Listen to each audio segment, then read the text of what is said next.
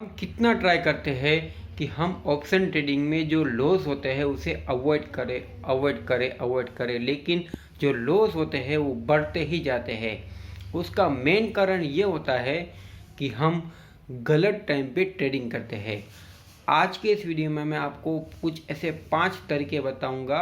अगर उस टाइम पे हम ट्रेडिंग करते हैं तो हमारा जो लॉसेस होता है वो कम से कम और प्रॉफिट जो होता है वो बहुत ही ज़्यादा यहाँ पर हो जाएगा।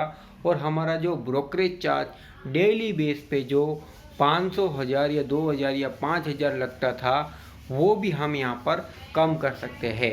बस आपको ये जो मेरे सीक्रेट तरीके हैं जो मैंने यहाँ पर सीखे हुए हैं मार्केट से, अगर आप उसे फॉलो करेंगे तो शायद आपकी जो ट्रेडिंग की स्टाइल है वो बहुत ही तरीके से चेंज हो जाएगी और आप जो बार बार मार्केट में लॉस कर रहे हैं ना वो भी यहाँ पर अवॉइड कर देंगे। तो चलिए शुरू करते हैं कि आपको क्या करना चाहिए जिससे कि आपकी जो ट्रेडिंग की ये जो लॉसेस करने की स्ट्रेटजीज है वो यहाँ पर चेंज हो जाएगी।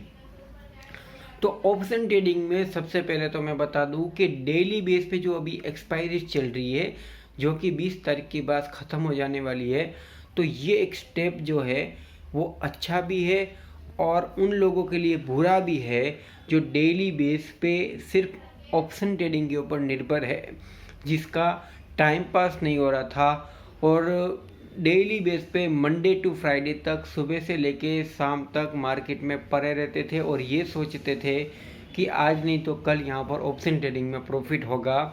कभी ना कभी प्रॉफिट हो भी जाता लेकिन डेली बेस पे तो लॉस ही हो रहा था।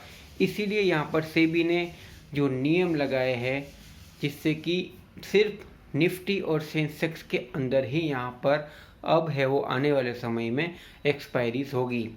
तो ऐसे ये स्टेप जो है वो अच्छा भी है और बुरा भी है। बुरा उन लोगों के लिए है जो डेली बेस पे ऑप्शन ट्रेडिंग में कुछ कमाना चाहते थे और अच्छा उनके लिए है जो कि जो ट्रेडिंग में लॉस होते थे वो अब अवॉइड हो सकते हैं। तो ये एक अच्छा स्टेप है। इसीलिए पहला स्टेप हमारा यहीं पे मिल जाएगा कि हमें हर दिन ट्रेडिंग नहीं करनी है। सेकंड स्टेप, आपको हर दिन यहाँ पर आके एक्सपायरी के दिन भी ट्रेडिंग नहीं करनी है। जब भी लेवल्स टूटते हैं ना मार्केट में, बड़े बड़े टाइप के सपोर्ट एंड रेजिस्टेंस होते हैं, जब वो टूटते हैं और वो एक्सपायरी के दिन टूटते हैं तब अगर उसके अंदर हम छोटा मूवमेंट के लिए ट्रेडिंग करते हैं वो भी शाम को 2:45 से 3 बजे, तब हम यहाँ पर प्रॉफिट बना सकते हैं। थर्ड स्ट्रेटेजी ये है, बहुत ही इंपॉर्टेंट है, ध्यान रखिएगा।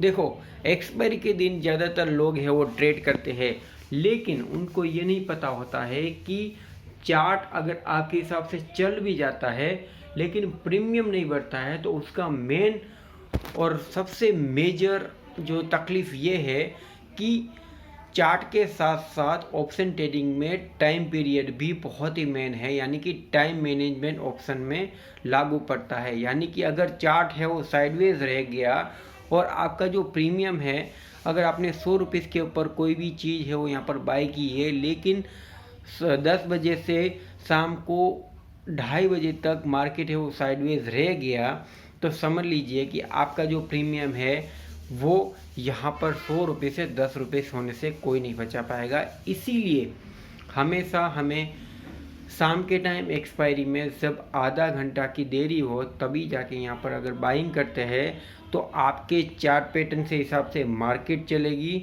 प्लस यहाँ पे आपको जो टाइम पीरियड की झंझट मारी होती है कि मार्केट है वो साइडवेज हो जाती है तो ऑलमोस्ट ये भी ख़त्म हो जाएगी। और मोस्ट ऑफ 90% केसेस में ये होता है कि मार्केट जो है वो यहाँ पर 2:45 से लेके 3 बजे के आसपास चलती है और एकदम चार्ट पैटर्न के हिसाब से चलती है और प्रीमियम जो होते हैं वो भी बिल्कुल ही आपने देखा होगा माइनरी प्रीमियम होते हैं। अब यहाँ पे फर्स्ट स्ट्रेटेजी ये है कि हमें इवन ट्रेडिंग करनी चाहिए, डेली बेस पे ट्रेडिंग नहीं करनी चाहिए।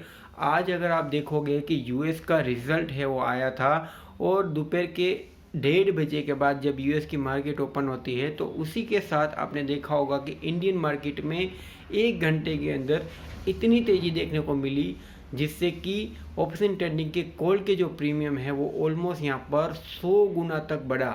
₹1 का कॉल ऑप्शन 127 तक गया हुआ था, जो कि फिन निफ्टी की आज एक्सपायरी थी। और एक्सपायरी के दिन अगर आप देखोगे तो 2,000% का रिटर्न है वो यहाँ पर फिन निफ्टी ऑप्शन ट्रेडिंग में देखने को मिला हुआ था। अब आपके मन में ख्याल आया होगा कि इवेंट ट्रेडिंग क्या होती है। बड़े बड़े जो प्लेयर्स होते हैं वो ज़्यादातर इवेंट ट्रेडिंग करते हैं, क्योंकि बड़े जो पैसा होता है वो हमेशा कुछ बड़े मौके पर ही लगाया जाते हैं। जैसे कि इवेंट ट्रेडिंग में होता क्या है, एक तो बजट आता है, एक इलेक्शन आता है, थर्ड जो कि न्यूज़ बेस होता है, कहीं कहीं वॉर हो गया या फिर कहीं कुछ ऐसे बड़े कुछ भी अलग अलग टाइप की न्यूज़ होती है, गवर्नमेंट बाइस, आरबीआई बाइस, ऐसी न्यूज़ होती है, तब मार्केट में मूवमेंट आता है। प्लस अगर 52 वीक्स हाई के ऊपर है या फिर 52 वीक्स लो के ऊपर है, ब्रेकआउट इंडेक्स है, तब जाके यहाँ पर बड़े मूव्स आने की पूरी कोशिश करती है मार्केट में। और ऐसे बड़े मूव्स में बड़े बड़े प्रीमियम जो होते हैं वो छोटे से लेके प्रीमियम है वो बहुत ही 10 गुना से 50 गुना भी जा सकता है। और मेरा ऐसा मानना है कि ये जो स्ट्रेटजीज अगर आप है वो फॉलो करोगे तो शायद आपकी जो ट्रेडिंग की जो ये लॉसेस है वो यहाँ पर अवॉइड होंगे।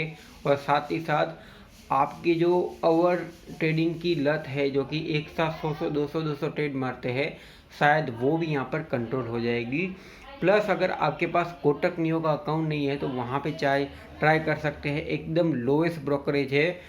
कैरी फॉरवर्ड करो या इंटरडे करो, आपको पर डे का यहाँ पर ₹10 पर ऑर्डर का चार्ज लगता है, जो कि ब्रोकरेज इंडस्ट्रीज में अभी ये सस्ता है। तो इस वीडियो में बस इतना ही, मिलते हैं नेक्स्ट वीडियो में। धन्यवाद।